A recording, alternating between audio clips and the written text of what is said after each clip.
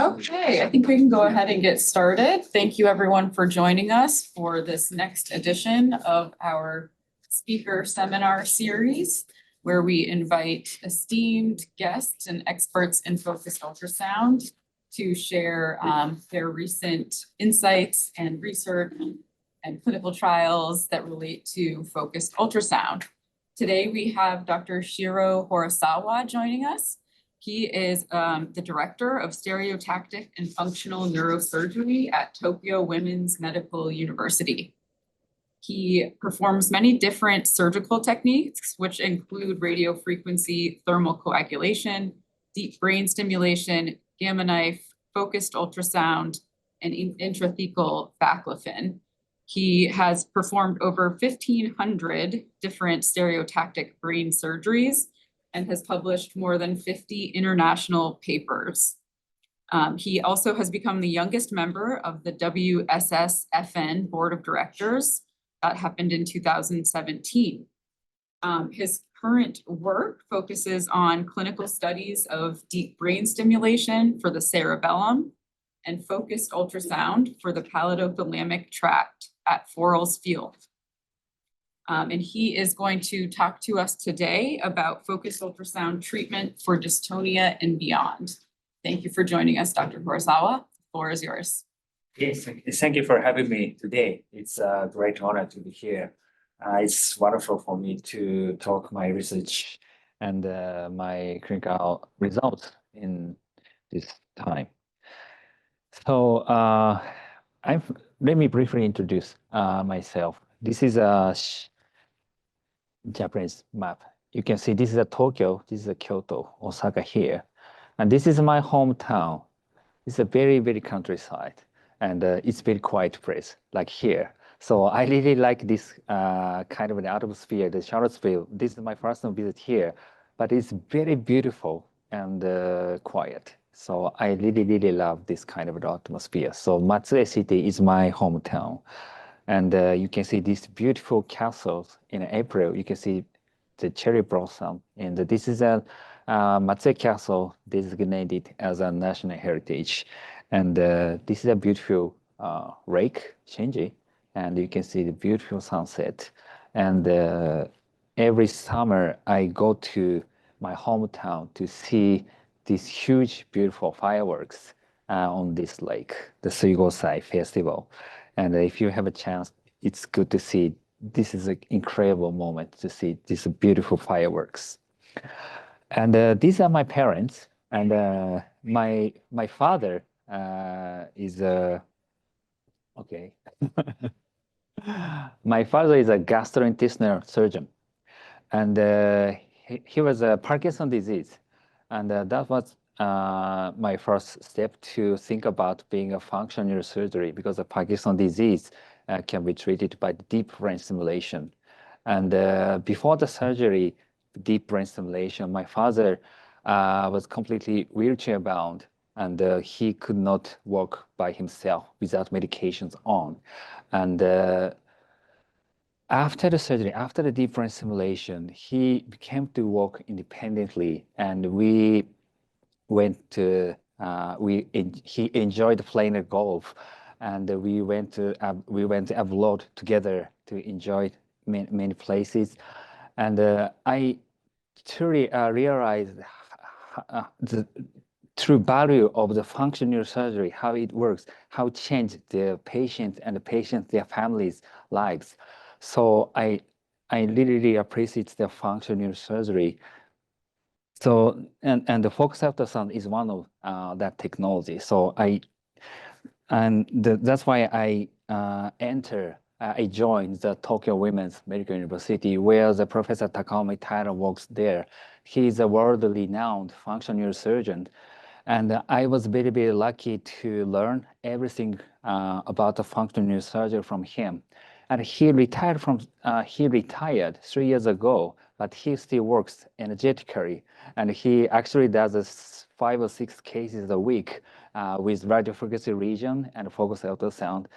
And it's very nice for me to learn a lot from him. And this is surgical targets for movement disorders. you can see the motor thalamus is the ventral intermediate nucleus is a very famous for essential tremor, but actually ventral ulnar nucleus, this is a very nice target for focal hand dystonia. And I want to talk about it later. And the globus pallidus internus, this is an established target for cervical or generalized dystonia and the Parkinson disease, but this is a still difficult target to use as a focus ultrasound aberration. And subthalamic nucleus is also available. This is tried in the Spain Dr. Obeso's group, and the pallidothalamic tract. This is a very nice target. I learned a lot from Dr. Daniel John Monors and Mark Garay. They are very nice friends of mine. And the cerebrospinal tract, the posterior cerebrospinal area, this is also available for tremor.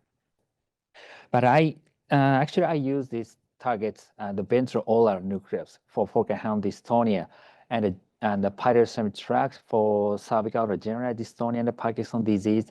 And the GPI, I also use this as a radiofrequency and deep brain stimulation. But BIM is a really nice target for any kinds of the tremor. And today I don't talk about the cerebral deep brain stimulation, but the cerebral nuclei is also attractive as a deep brain stimulation target. And this is a basic surgical procedure for movement disorder, DBS, radiofrequency, gamma knife, focus ultrasound. I use everything. And the dystonia is the third most common movement disorder that causes the involuntary muscle contractions with repetitive or twisting movement in any body parts, so the neck or trunk or hand and eye or laryngeal region or pharyngeal region or a foot, any kinds of the body region, this movement disorder can happen. And the focal dystonia is one part affected focal hand, cervical spasmodic dysphonia, and the segmental or generalized dystonia. Okay. So this is a typical focal hand dystonia. Hey, this patient, oh, I'm sorry. Okay. Okay. This is the involuntary fraction of the right index finger. This is the involuntary fraction of the first and the second finger, while tightening the musician dystonia, involuntary fraction of the left wrist, only while playing the drum. And this is a focal foot dystonia, left foot inversion, only while walking. Okay, this is a typical focal hand and focal foot dystonia. This is also focal dystonia on the map. We call it the ambulatory dystonia. And this is a blepharospasm. This is also a focal dystonia of the eye region, also eyelid closure. And the segmental dystonia, I think this is also a very nice indication of a focus ultrasound. This is drug-induced dyskinesia. And the blepharospasm is cervical dystonia. And this is a generalized dystonia, the hereditary conditions usually involving the trunk and the neck muscles. This is a generalized. This is a DYT1 hereditary dystonia, presenting the severe micronus of the right hand. Okay, this is a generalized dystonia. And actually, I really like it, the radiofrequency region. This is a very basic procedure, but unfortunately, this is very, very uncommon in the United States. As far as I know, no neurosurgeon use this treatment as for a movement disorder surgery. But this is a very nice because it's very quick surgery within 15 to 30 minutes, and no need to shave the hair, and no need to implant the devices. And 3 days hospitalization is enough, and the local anesthesia and the totally pain-free surgery. And this is a very nice point for the RF surgery, and it's very quick and very, very, very old-fashioned, and one generator and one electrode, that's enough to finish this surgery. And my mentor, Professor Takumi Tyler, used this radiofrequency region for task-specific focal hand dystonia. This is usually appears after years of repetitive and fine movements. So that's why the writer's cramp these manifest the symptoms only while writing, but musician dystonia manifests the symptoms only while playing musical instruments. This is a very strange manifestation, but it's very good indication of the surgery. And historically, so many musicians had this kind of the symptoms. So Robert Sherman had I think he had the right third or fourth fingers of the dystonia. And the Keith and Mosley, he's a very famous musician. And he unfortunately died. And because he had to cancel a lot due to his dystonic symptoms, and he unfortunately suicide. And Joan Carlo Martins, I met him 3 years ago in the United States, and he received a repetitive surgery in the brain and hand. But unfortunately, he didn't receive the focal hand dystonia ventral oral thermotomy. If he came to Tokyo to receive our surgery, I think he could revive his function. And the dystonian athletes, so many professional athletes had IPS, but IPS is not correct medical terms. The majority of IPS seem to be a focal hand dystonia because they required repetitive manual tasks for many years. And yeah, it's very natural to have a dystonia in this kind of professional athletes, especially in professional golfers. So this is the first, I think this is the first report for focal hand dystonia surgery, 1969. And this is for Dr. Siegfried, the cure of tremulous writer's cramp by stereotactic thermotomy. This is a sagittal image. You can see this is an electrode, the lesion here, the ventral intermediate nucleus here, and the VOA and VOP. This means the ventral olar posterior and the ventral olar anterior. And the writing condition became, yeah, it's better than before the surgery. So this is a nice paper. And this is our actual surgery. This patient had a focal hand dystonia of the right hand, involuntary flexion of the right wrist and right fingers. Now I introduce the electrode into the ventral olar nucleus, and I stimulate it. The patient now, yeah, this is the symptoms here. And I check the stimulation response. And the patient's response looks better. This is 3.0 stimulation. The symptom looks very nice. So I proceeded the lesion. Okay, so this is a region, 17 degrees for 40 seconds. Oh, now he still had the symptoms like this, but with time, the lesion, with time, gradually improve his symptoms while the lesioning.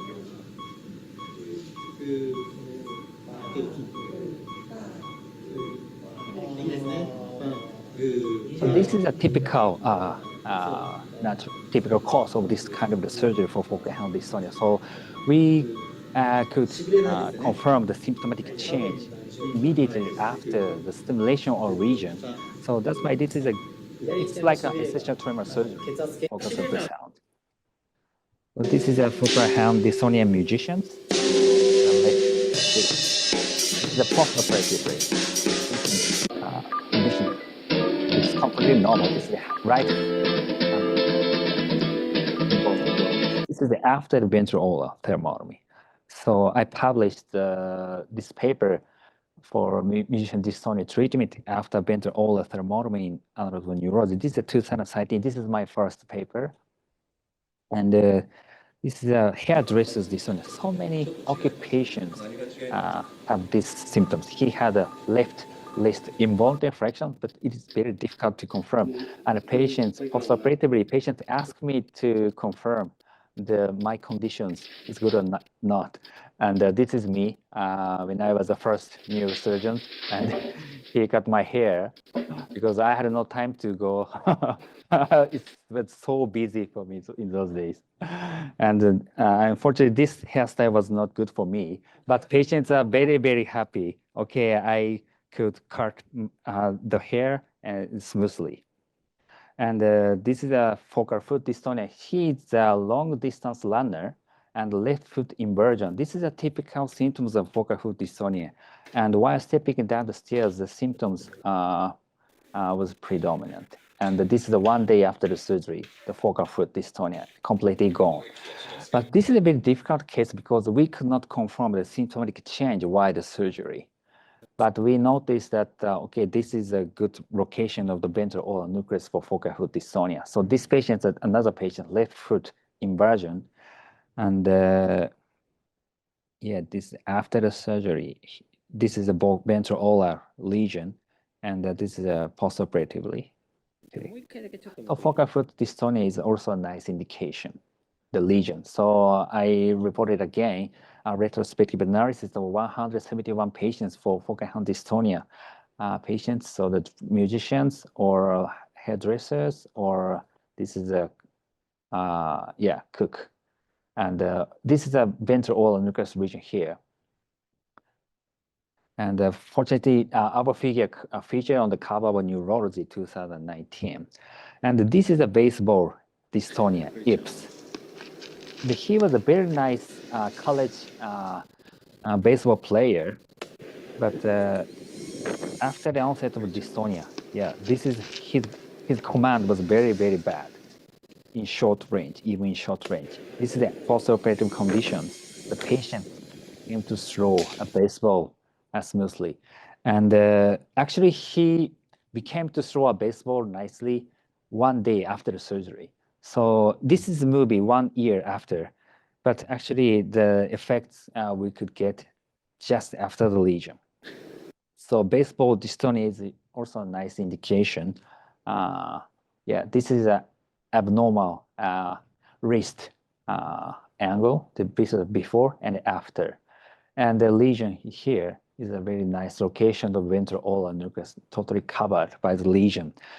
So this is a radiofrequency region, but it can be by the focus ultrasound.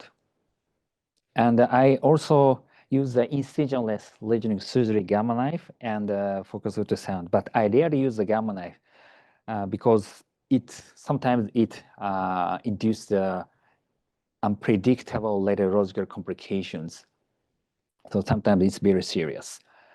And we use it, majority of the patients are essential tremor and who cannot stop antiplatelet, anticoagulant medications or, but nowadays we can use the focus ultrasound and covered by health insurance. So we don't use gamma knife surgery, but before that we need to use it.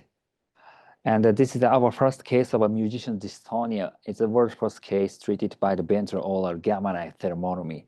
So you can see the region. You cannot see any region at 1 month post-op MRI, but 3 months, 6 months, 10 months, like this, the gamma knife radiological necrosis need to take more months to be improved or to visible a lesion here. So actually the patient's response confirmed at 3 or 4 months. This is a patient's movie. He was a professional pianist, so left hand movement was very quick, but right hand was not.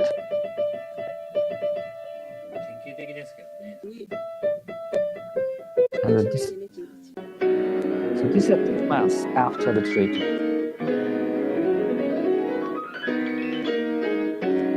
Yes, it looks completely cured.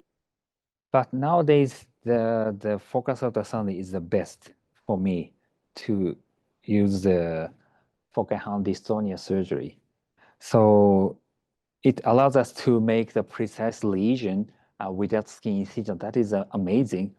And we can see the treatment area in real time using MRI. That's also amazing. It's good for me to do the safe region. So sometimes RF lesion misplaced laterally or medially, but yeah, if focus ultrasound, we can notice that the lesion dislocation. But yeah, ultrasound is amazing technology for movement disorder surgery. So this is our first case, and focal hand dystonia by FUS. And this is a writer's cramp. This is, I think, third or fourth case of a focused ultrasound ventral aura thermotomy. So this is before the surgery. It took 1 minute to write a single character. So yeah, his condition was very, very severe. He wanted to write a Tokyo Women's. Yeah, this is 1 month after. Yeah, and 6 months and the 12 months. It's very smooth and quick. It looks complete cured conditions. And this lesion here is very close to the internal capsule, but the patient didn't have any deficits. So this clinical trial, thanks to the Focused Ultrasound Foundation and 10 patients enrolled, and we haven't seen any serious complications. This is a musician dystonia treated by the Focused Ultrasound. This is a clinical trial patients. So her fourth and fifth fingers involuntary flexion, but she was a professional pianist. This is an unacceptable condition for a professional musicians. So we use the MRI compatible piano and checks the symptoms just after the sonication. Now this is already, now she didn't have any symptoms. This is 1 week after the focus ultrasound. Her right hand movement looks very nice, very smooth, and very quick. So I think this is also looks like a complete cure conditions. So we reported the movement disorder journal and 10 patients enrolled and a good outcome maintained at 1 year after the treatment. So we want to progress this treatment in the randomized control trial. So thank you very much for the Focus Ultrasound Foundation support. And I want to start this trial and on this summer. Now we are submitting the ethical committee approval and making a document to start this clinical trial. And the GPI is a very, very old target for cervical dystonia, and it's very nice. Actually, is a deep brain stimulation. I use a DBS for many cases, refracted to regional surgery. But a GPI DBS is a very powerful treatment, so it's a very nice target in terms of dystonic, cervical or segmental generalized dystonia. And I think this is a very nice indication of the focus ultrasound, the drug-induced dystonia. In Japan, so many patients, such kind of a drug-induced dystonia. This is a conditions years after the antipsychotic medications. And if the patient stopped the medication, but symptoms still there. So this is a very difficult to treat conditions by conservative treatments. But the surgery, stereotactic neurosurgery has a very powerful treatment on this treatment. Many patients, it can be symptom-free. And I think this is my personal opinion. The drug-induced dystonia is the best indication of the functional neurosurgery and the deep brain stimulation or radiofrequency region. But I haven't seen any clinical trial of a focused ultrasound surgery for drug-induced dystonia. I think this is a really nice indication. And the DBS carries this kind of serious complications. That's why the patients actually don't want to have the device into their bodies. So that's why the patients want to have a radiofrequency region in Japan. So many patients come to my outpatient clinic want to have a lesion, not DBS. So actually we can treat the cervical dystonia without deep brain stimulation. So this is a GPI ablation peridotomy. This is we reported so many. This is a dystonic camptocomia, trunk bending while walking. And we did a staged bilateral peridotomy, one side at first and another side at 1 year after. This is before the surgery, trunk bending like this. But if patients run, and he didn't have any dystonic camptocomia, so he always ran. So yeah, it's very favorable for him.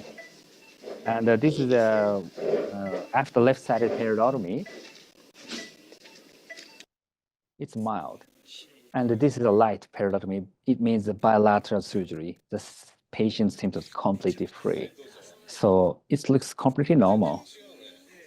And this patient also was a drug-induced dystonia. He was a schizophrenia, and he had antipsychotic medication for years, and these symptoms presented.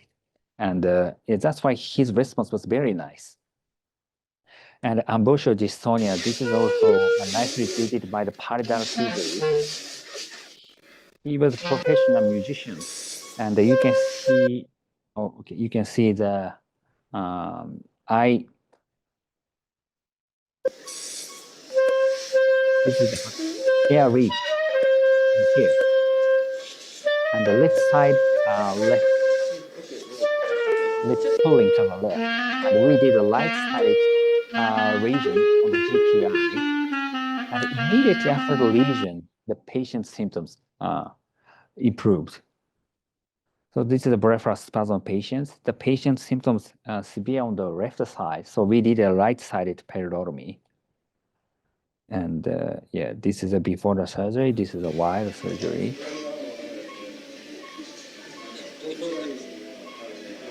Now the complete restoration for now 7 years, I think.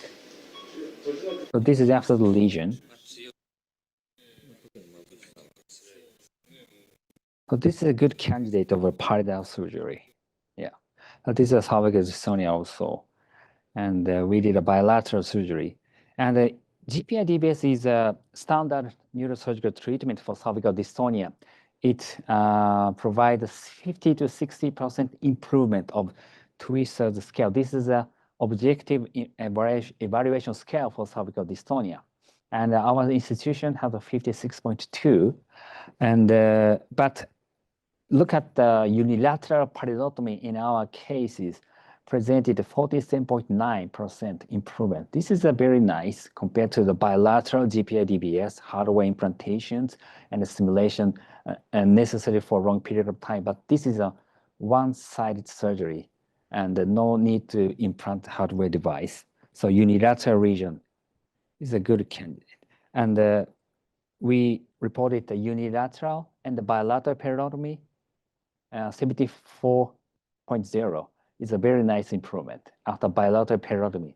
So that was a very nice result, but GPI surgery has several serious complications. One is a delayed cerebral infarction. This is a totally unpredictable complications. So almost always infarction happened in the posterior limb of the internal capsule. So the patient presented hemiparalysis. So this is a very serious complications. And I think this is the most miserable complication I have ever seen. So Parkinsonism after bilateral peridotomy. So freezing of a gait, shuffling gait, or posterior reflex disturbance. This happened after bilateral peridotomy. So this is a micrographia. They were dystonia patients. Before the surgery, they didn't have any kind of micrographia, Parkinsonian features. But after the peridoral surgery, the patients, yeah, micrographia like this. But this is a very minor problems. But I think freezing or gait and the postural reflex disturbance was a very, very serious complication. And unfortunately, they didn't improve spontaneously and they refracted to medications. So this is a freezing of gait, the hesitation, gait hesitation. So they were the dystonia patients. So before the surgery, their walking conditions were completely normal. This patient was a very serious hesitation. Yeah.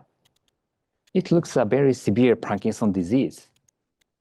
That it happened after bilateral peridotomy. So that's why I had to abandon the bilateral peridotomy. So this woman also had a freezable gait. This looks normal. But this is after the bilateral peridotomy. Okay, dystonic symptoms is okay. But yeah, this is a very difficult to treat conditions and easy to fall. The very, very serious conditions. So posterior reflex disturbance, yeah, it's like a Parkinson disease. So I don't know why this happened after the bilateral peridotomy, but this is a very difficult to solve the problems. So that's why I needed to look for another target. So this is Alvin Cooper. He mentioned that the feeling of Cooper has been that he would hesitate to sacrifice the same structure bilaterally. It's like a bilateral periodomy like that, no matter what the structure may be. So the most of the Cooper and the Blavos patients with bilateral Parkinsonism have had parietal operation on one side and the thalamotomy on the other. So I think he had more than 10,000 lesion cases also. And he noticed that the bilateral periodomy, I think he noticed that very serious complication of bilateral periodomy. That's why he didn't do the bilateral, same structure regioning. So one side parallel, another side is almost. And that's why we need to look for an alternative target as a GPI. That is a PDT. This is a very, very promising and interesting target, not only for movement disorder, but also epilepsy and psychiatric indications. So PDT connects the GPI to the ventrolateral thalamus. It's here, connecting fibers. It's a white matter target here. This is a coronal section. You can see this is a GPI, and the GPI projects two fibers, and the lenticularis and the lenticular fasciculus, two fibers merge at here, medial to the subthalamic nucleus. So this is a fusel for H, and the fiber go up to the thalamic subnuclei, ventrolateral. This is a ventral intermediate and ventrolateral nucleus. So, okay, this region here may have the same impacts on the dystonia. It's like as a GPI regioning surgery. And actually, historically, the 1960s to 1970s, very, very interestingly, different physicians use the same target for different indications. So Spiegel and Weiss use the 4H area for Parkinson's disease. And Lord Hasler, who founded the ventral lateral thalamotomy for tremor, he used the 4H area for cervical dystonia. And Dennosuke Jina, he's a Japanese functional neurosurgeon, and he used the 4H area for epilepsy. And yeah, this is 1963. They reported 4H TOMI for tremor and rigidity in Parkinson's disease. And I visited Daniel John Monroe's and to see his surgery because I'm very, very interested in the parietal tractotomy for Parkinson's disease. So, and this is my first case, PDT region, by radiofrequency region, and the typical kinetic rigid Parkinson's disease. So gait disturbance and with peak dose dyskinesia. And she also had a light foot painful dystonia. So I did a left-sided PDT region, two regions covered by the 4H1 area. This is the mammillothalamic tract here. Next to the mammillothalamic tract, we made a lesion. Okay. And one day after the surgery, the patient's walking conditions dramatically improved without medications. So this is one day after the surgery. And even if she took DOPA medications, she didn't have any dyskinetic movements, and light foot painful dystonia also completely improved. So I'm really surprised to see this, my first patients treated by PDT region. And 1 year follow-up, yeah, dyskinetic symptoms, 18% improvement, and UPDR SPAT3, 51. This is really nice. But unfortunately, this is my clinical trial. I think 12 or 15 patients enrolled in radiofrequency parietal tractotomy, unilateral region. But part 3, 26.9. This is not so much compared to the bilateral ST and DBS. So I think unilateral region has a limited effects on Parkinson's disease because the Parkinson's disease progress with time. And our cohorts, all of the patients didn't have a tremor. So non-tremor PD, the outcome was most miserable. And we applied this target for dystonia and the next dystonia. That Hasler, this in 1982, his concept of the parietal disinhibition in cervical dystonia. So the asymmetrical parietal output may be one of the etiology of the cervical dystonia, asymmetrical cervical dystonia. So the Hasler made the lesion contralateral side of the head direction. Okay. And this is the hazardous patient before and after the surgery. This is the 1970s. So for age Tommy must work for cervical dystonia. So this is my first case. This is the cervical dystonia, neck closest to the left. I did right-sided periodomy at first. And yeah, it looks good, but the symptoms recurred, and he needed to have a contralateral side surgery. Yeah, neck rotated to the left. So, but I had to avoid the bilateral periodomy, so I did a contralateral side PDT at the physiophorel.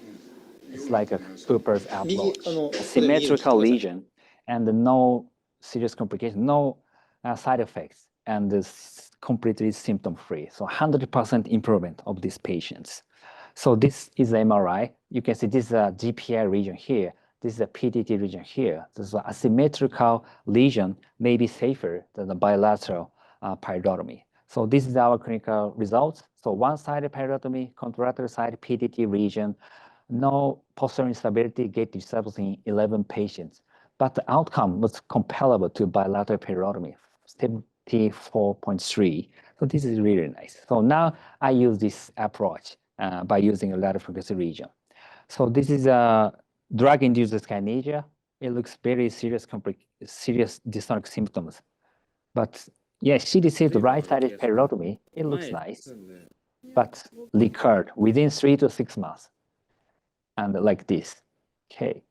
And we did a contralateral side PDT region, this. And the patients, yeah, symptoms like this. And now she maintained this same condition for 5 or 6 years. So it looks cured condition. This is a generalized dystonia. And the DYT 28 microns, generalized dystonia. And we did, yes, actual symptoms was very severe while walking. And this is a left-sided periodomy, but he still had the symptoms. And the actual symptom didn't improve very much, even after unilateral periodomy. And we did a contralateral side PDT region. Yeah, this is the PDT region here. And the patient's actual symptoms improved very much. So I really like this approach. A symmetrical region may be safer than the bilateral region. Okay, so the bilateral periodomy, okay, 74, but delayed cerebral infarction in 1 and postural instability and gait disturbance in 5. But one-side PDT, contralateral side GPI, 75, and no PIGD and no delayed infarction. So now we started to use the PDT as a first target for cervical dystonia. So this patient with the cervical dystonia, and this is only after unilateral PDT region. So lateral cortex with left hand dyskinesia, and we did a right-sided PDT region, and the lateral cortex improved very much. So huge experience, such kind of huge experience, and we think about the focus ultrasound. Unilateral PDT must work for cervical dystonia. This is our RF radiofrequency region and cervical dystonia, and 46.4. This is comparable to those of a radiofrequency unilateral periodomy, but the location is totally different.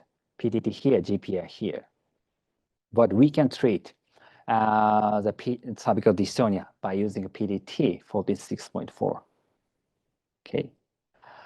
So this is a very big problem, compatibility with focus ultrasound, GPI or PDT. So GPI is here, PDT is here.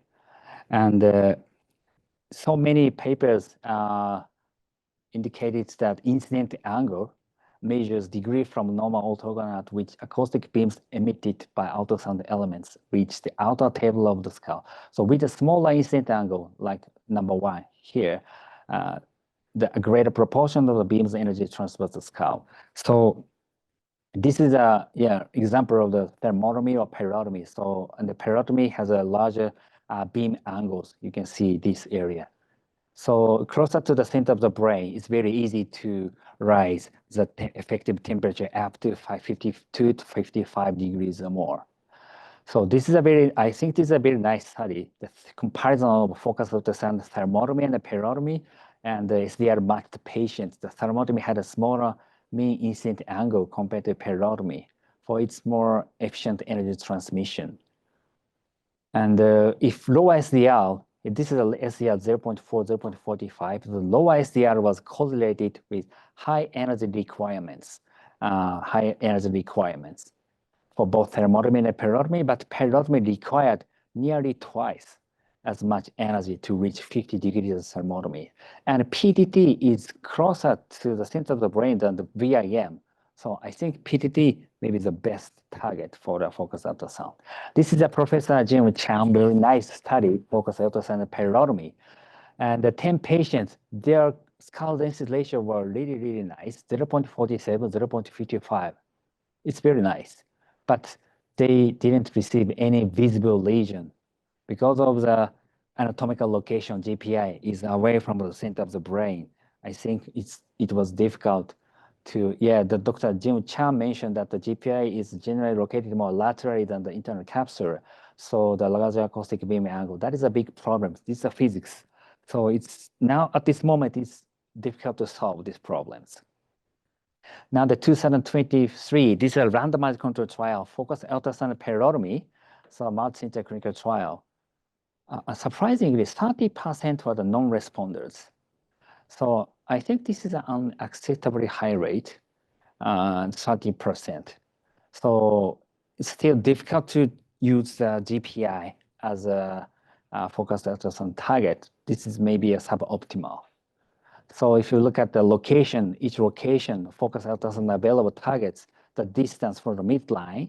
So the GPI 20 to 22 millimeter lateral from the midline, and the VIM 15 millimeter, STN 12 millimeter, PDT is 8 millimeter, is the closest target. So that's why it's quite easy to rise the temperature at this area. So thanks to the Focus Ultrasound Foundation, we finished the clinical trial of using the PDT, focus ultrasound PDT for cervical dystonia. So all of the patients received a very visible lesion. It's very easy to rise the effective temperature, 55 degrees or more. And you can see the big region here.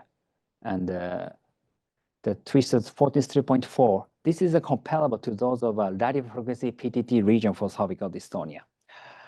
And many patients, I think, very happy with the results.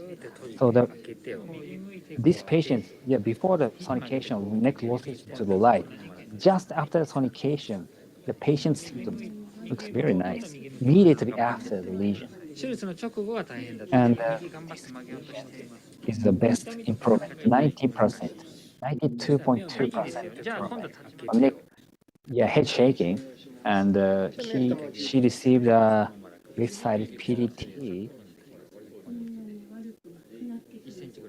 and surprisingly, she had a hypertension before the surgery, and she took 2 types of the anti-hyper medications. But after the treatment, her blood pressure on systolic blood pressure decreased to 120 or 130, and she spontaneously discontinued the medications. Now her blood pressure still on 130 also, and she now doesn't take any medication for hypertension. I don't know the PDT actually works on the hypertension, but it's very interesting to see her autonomic change after this treatment. Okay, so look at the unilateral region for cervical dystonia. RF perotomy, RF PDT, FUS PDT. I think that equally effective for cervical dystonia patients. But the problem is my clinical trial is a variable outcomes. And this is the RF unilateral PTT we reported. The mean improvement 46.4, but actually the less than 20% in 10 patients, the 80 to 100% in 9 patients. This is a very variable outcome. So this is a very big problem. And our clinical trial, focus ultrasound, and the 2 patients, 80 to 100%, and 20 to 40% in 4 patients. So I think they need to have a contralateral side surgery or additional treatments. But 40 to 100%, they are very happy with these clinical outcomes. So we need one more target because probably we cannot use the GPI by using a focused ultrasound. And bilateral PTT lesion we can use because bilateral PTT lesion must carry very serious hypertonia, reduced voice volume, and speech problems. So I don't recommend the bilateral PTT region. So we need more. So I think ventral or ventral anterior part of the thalamus may be a promising for the third target as a focus ultrasound. So this is a Charlton-Blount Bailey atlas. The ventral here, this is a target for focal hand dystonia. The VOI is here. This is the mammary tract. I think this is a 1 or 2 millimeter above the ACPC line. This is a molar atlas, the MTT mammary tract here, and the ventral internal or ventrolateral anterior is here. So actually this VAP lesion is a parietal input to this region. So because the PTT projects to this area, so I think we can catch the parietal circuit at this area. Region here may work for the cervical dystonia generalized, but actually I don't have any experience of the VOI region. But look at the historical paper from S in 1980s. They use the VOI thermotomy unilateral and the 70 patient cervical dystonia. And the clinical results for complete resolution, 7 with 75, 3 with 50, 2 with 25, 1 with no improvement. This is a very variable clinical outcomes. It's like our clinical trial because the unilateral region maybe is the cause of these variable outcomes, but 82 patients achieved 50% or more improvement. And Mundinga, this is a German neurosurgeon, he also used the ventral internal segment for cervical dystonia, but actually he used the zona inserta or VOI or GPI, so many.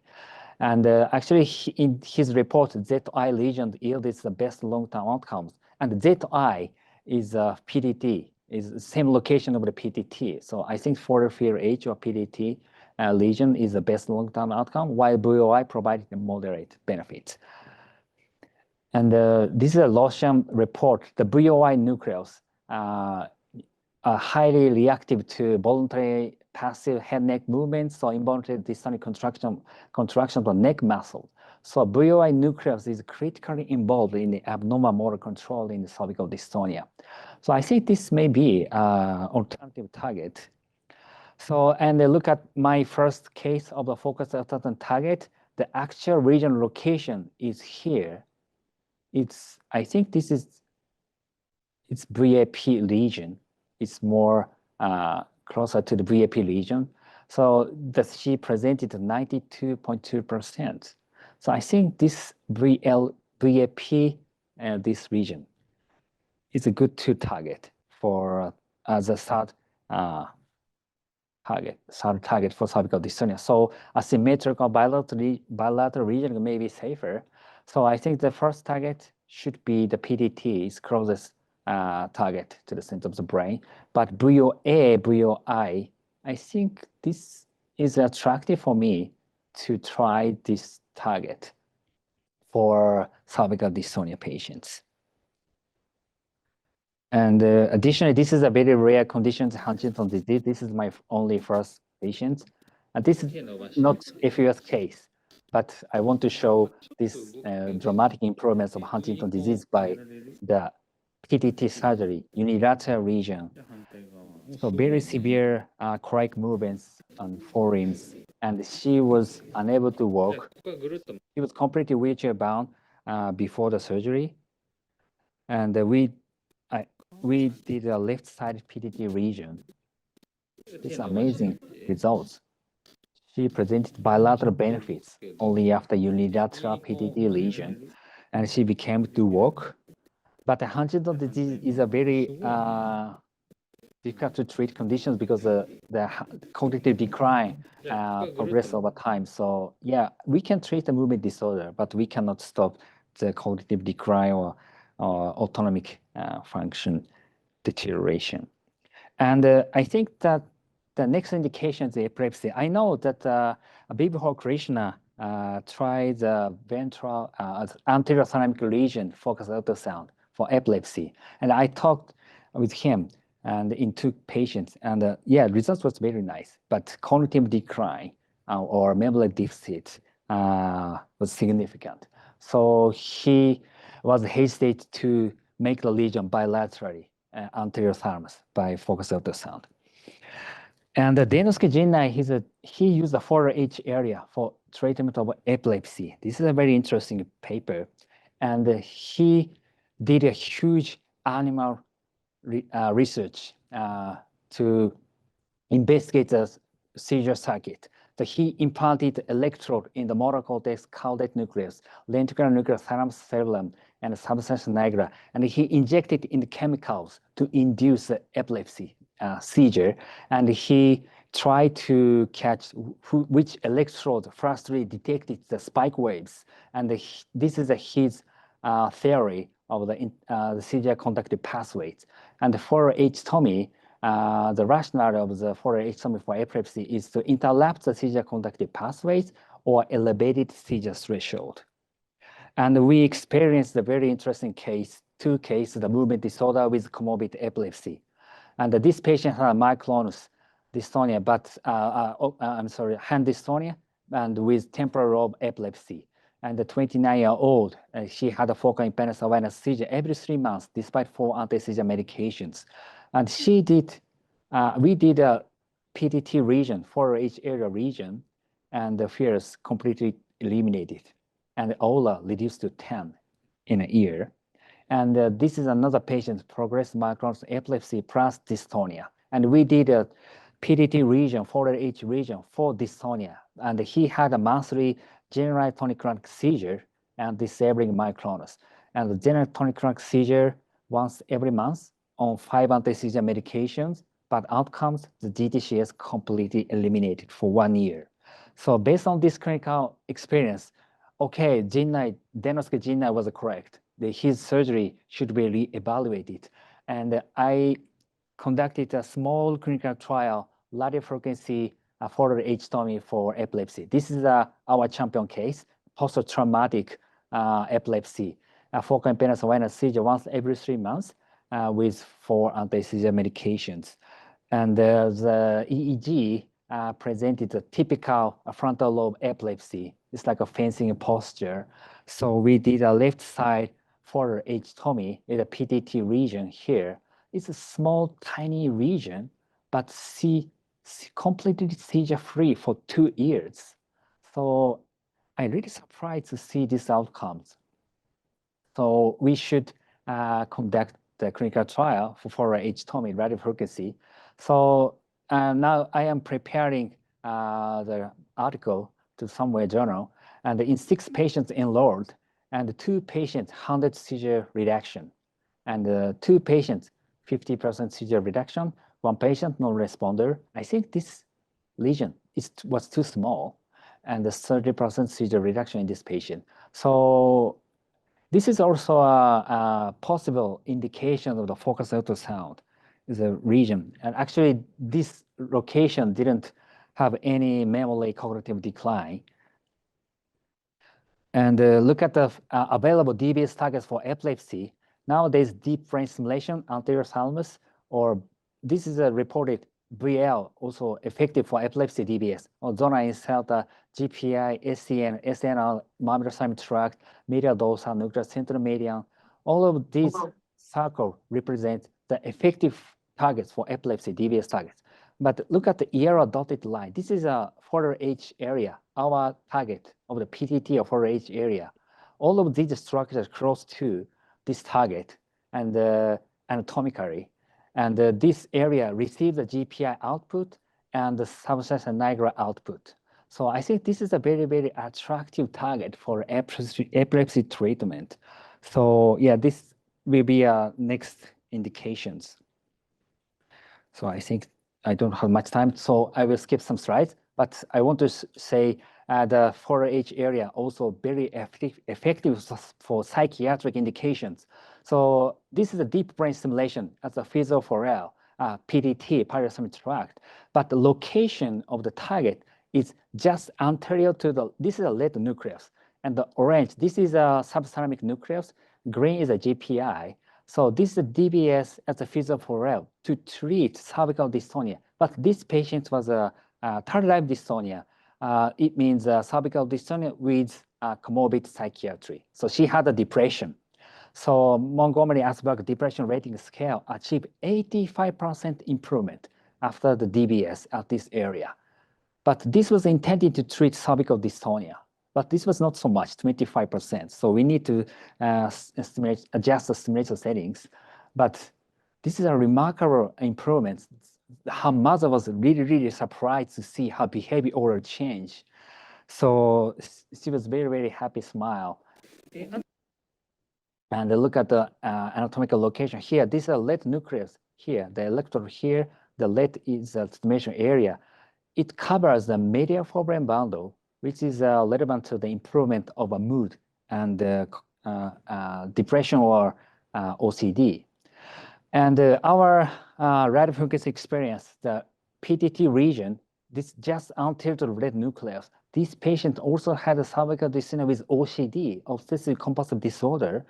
And I asked the psychiatrist to evaluate before the surgery, her OCD symptoms before and after, 86.7% improvement. And this patient had anxiety, 85% improvement, only after unilateral lesion. So this patient had a hand washing 30 times a day, daily bathing 2 to 6 hours, 2 to 6 hours, amazing. And after the surgery, yeah, Y-box 86.7. The patient's hand washing less than 10 times a day and daily bathing within 30 minutes. So now 2 years, but it's still good conditions. So yeah, look at several papers supported our notion, our thought on the forward field edge area. This is the two patient Tourette syndrome. Y-box, the OCD symptoms greatly improved in case 1. Depression, 100% improvement. Anxiety also very nice improvement here. So in 2 patients received a GPI, physiophoreal DBS. So you look at this is a lead nucleus here, the electrode here. So I think this area should be re-evaluated by the psychiatric indications. This is a Volker Kuhne in German, neurosurgeon, and he used the DBS as a medial forebrain bundle for OCD and depression. But look at the location of the electrode, just anterior to the lead nucleus, just medial to the SCN.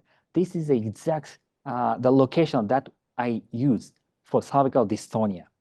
So that's why at the end of this year, I visit the Freiburg University for 2 or 3 months to study under the Volker Kuhne. So I want to learn from him about these anatomical and theoretical problems. So this is a Volker Kuhne's effective contact DBS for OCD. So this is actual slice. So just anterior to the lead nucleus, just medial SCN. So I think this is a physiophoreal. So that's why our patients improved in depression and OCD. And Albert Fenoy, and he's a neurosurgeon in New York, he also uses medial forebrain bundle in depression and OCD. And his location also just anterior to the lead nucleus, medial to the SCN. So this is a University College London. He also used the anteromedial SCN for OCD. Anteromedial SCN.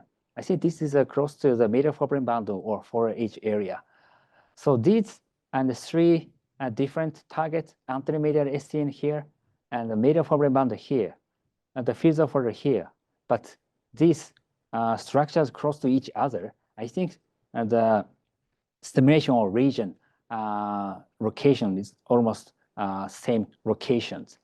So I think the surgery at physiophoreal, this is very attractive because of the so many kinds of the fiber passing through this area. So that's why we can treat Parkinson disease, dystonia, and the myoclonus chorea. I think many kinds of the movement disorder we can treat as a physiophoreal. And the myoclonus and epilepsy and OCD, depression, and I think the anxiety and eating disorder, anorexia nervosa, also a good indication of this surgery. And in terms of FUS compatibility, the PTT maybe is the best indication. So this is my last slide. Yeah, the positive promising indication of FUS is like this. I think we should go to the focal hand dystonia surgery clinical trial, and I am thinking about tardive dystonia. It's so many patients worldwide. I think this is also a nice indication of focus ultrasound. And I don't know how Huntington disease is a very rare indication, very rare disease, but my experiences are very, very nice. Of the Korea is very easy to control, and the epilepsy and the psychiatric disorders is a very nice indication, I think. So thank you so much. This is my team, the Tokyo Women's Medical University Functional Neurosurgical team. So the Professor Takami Taira, he's my mentor. I really, really thanks to him. I fortunately to learn everything from him. And thank you, Dr. Neil Cassell, to meet me at the Tokyo. And thank you so much for having me today. Thank you.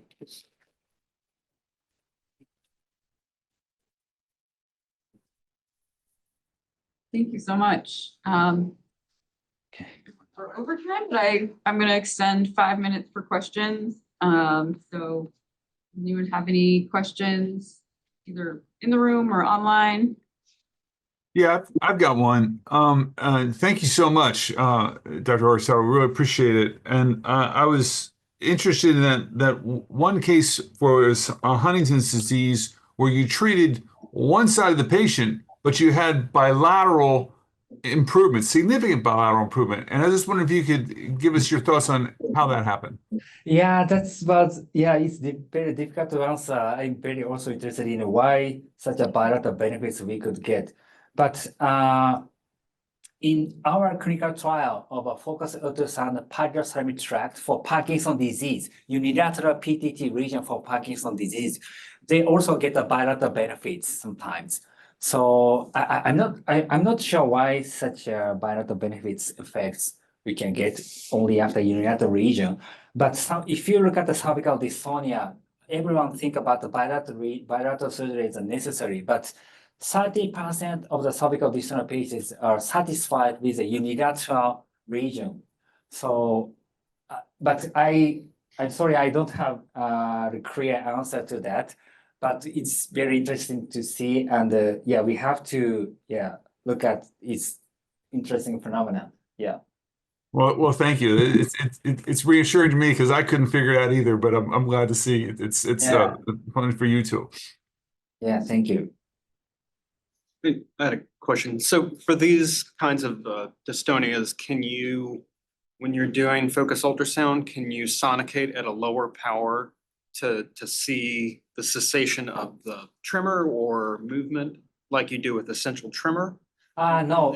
So you can't confirm your target? Yeah, it's usual as a VIM thermometry, but we could not check the symptomatic change because we cannot see and we cannot confirm the response to the sonication, but we have to check the safety or abnormal sensation, abnormal movement.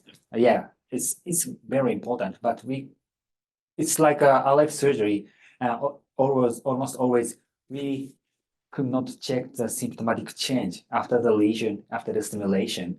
But we noticed that, okay, this is our hotspot is very clear. So to make the lesion, the patients must be better. So that's why the focus ultrasound is very nice to see the real-time thermal monitoring. So yeah, but we don't see the symptomatic change to the sonication. It's very usual manner. It's like a VIM, focus ultrasound thermometry. But it's, I think one is to monitor the mammillothalamic tract thermal monitor. It's very vital to not to injure mammillothalamic tract because it's lesion of the MTT induce the memory deficit. So it's a very important. So we should at least 3 millimeter interval between the target to the MTT for safety. Yeah. I have a question related to some of the anecdotal cases that you mentioned where an improvement in depression or anxiety was noted after treatment. How much of that do you think is related to the fact that their comorbid psychiatric condition was potentially due to the fact that they were disabled from their dystonia. Yeah, we have so many experience of the tardive dystonia. That is cervical dystonia with comorbid psychiatry. The majority of them are schizophrenia and depression. And the OCD is very rare. And from my experiences, the schizophrenia itself doesn't respond well to the region. But cervical dystonia improve very much, but the schizophrenic symptoms and positive symptoms or negative symptoms or auditory hallucination, something like that, I think didn't respond well. I haven't seen such a good response from the patients.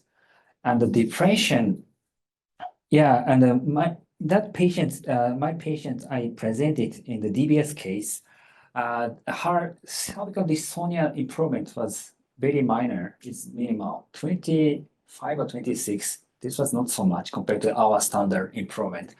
But the patients and their families are very, very satisfied with the results.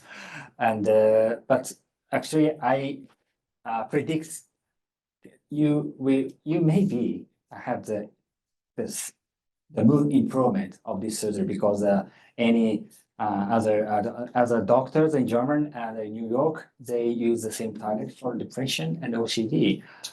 So now, yeah, and now from this May, I will start the clinical trial of a deep brain stimulation at the Physio4L in tardive dystonia, and to look at the movement disorder improvement and comorbid psychiatry. And if we can find any unilateral lesion, unilateral stimulation will work for depression control.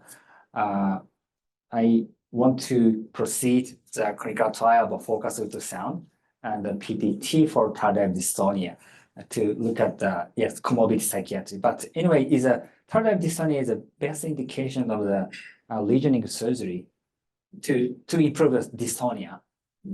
And I think reason I suspect in the United States, so many tardive dystonia patients untreated. I haven't seen good papers, DBS papers from United States or any European countries. But my clinical patients a year, I think 30% of the movement disorder patients are tardive dystonia, and 30% are for idiopathic dystonia, and the rest of them are essential tremor. I think so many patients prescribed antipsychotic, antidepressant medications, and 5% of the patients may have the movement disorders. And if we stop the medication, but movement disorders still exist. So, and the psychiatrists now, unfortunately, don't understand what's the value of the functional neurosurgery to treat the movement disorders in tardive dystonia. So, but in Japan, so many patients come to our hospital. So I have a plan to make the next clinical trial of focus ultrasound for tardive dyskinesia or dystonia. I think this is the best indications. It's much better good results we can get compared to the idiopathic cervical dystonia. The tardive is the best. Interesting. Well, thank you again for that incredible talk. Very, very informative. Lots to digest here. So thank you everyone for joining, and we'll see you at our next speaker seminar series. Thank you so much.